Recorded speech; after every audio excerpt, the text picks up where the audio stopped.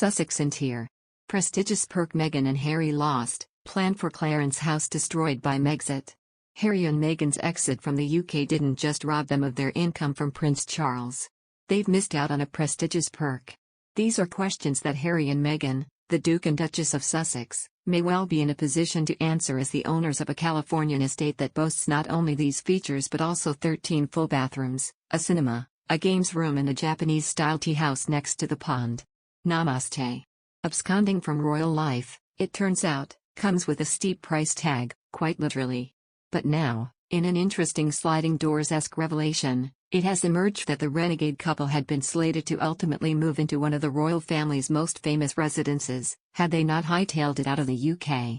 This weekend, it reported that a radical overhaul of the royal family's living arrangements is planned after Prince Charles becomes king, including that he will eschew moving into Buckingham Palace's lavish living quarters and that the monarch's private apartment will be reduced to little more than a flat above the shop. Turns out Harry and Meghan, under the plan, had previously been pegged to move into Clarence house, a vast property. Wildly speculative estimates have put its worth at more than $100 million. It reports that in London, Charles's official Clarence house residence was originally earmarked for Harry, but his departure to California means that is no longer on the cards. It is now more likely to be saved for Prince George, Princess Charlotte or Prince Louis. The report also states the property's outdated decor is a turn-off for younger royals, but that's nothing the Sussexes couldn't have sorted out by installing a battalion of Greve sofas, plenty of diptyque candles and sacking the place to get rid of the ghost of the Queen Mother bumping into her drinks cart. While it may not be the biggest home, it's hard to beat Buckingham Palace's 775 rooms. The symbolism of Harry and Meghan and their family moving into Clarence house would have been significant given its sterling royal pedigree.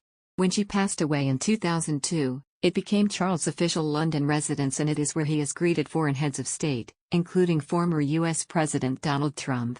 This Clarence house news raises an interesting point, namely the list of glittering, money-can't-buy perks the Sussexes, and their children, would have enjoyed if they had not decided to huffily call it quits. Buckingham Palace quickly let it be known it had no interest in this very expensive, flooding PR disaster in the making, with a source telling The Times, Charles doesn't want it. William has no interest in it.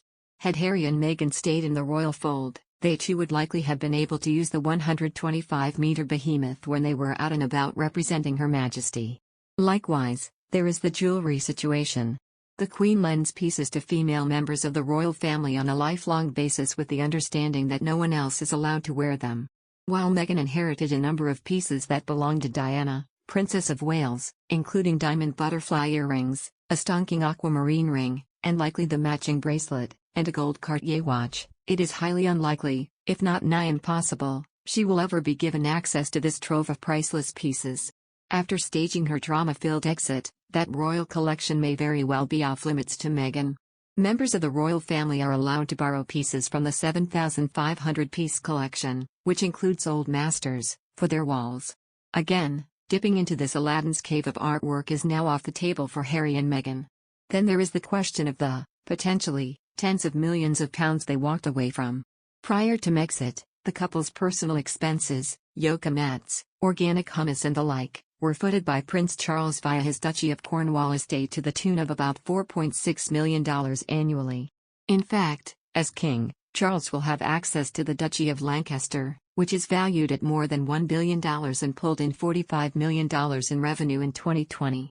Which is to say, even when the inevitable shakeup happens at Buckingham Palace, had Harry and Meghan stayed put and not flounced off to learn how to live authentic lives and borrow private jets, this sort of financial support would have continued.